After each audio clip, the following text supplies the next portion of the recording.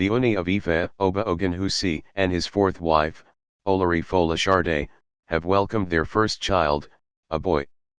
On Tuesday, September 3, 2024, the Monachy posted a picture of him and the new mother, and added the caption, "To God be the glory, great things he has done."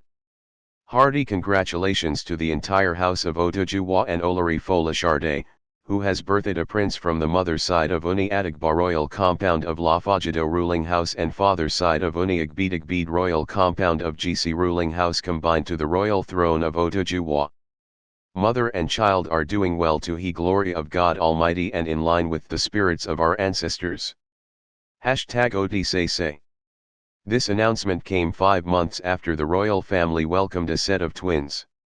In August, the twins were received by the Ooni in his palace in Ile-Ife, 5 months and 2 days after he announced their birth.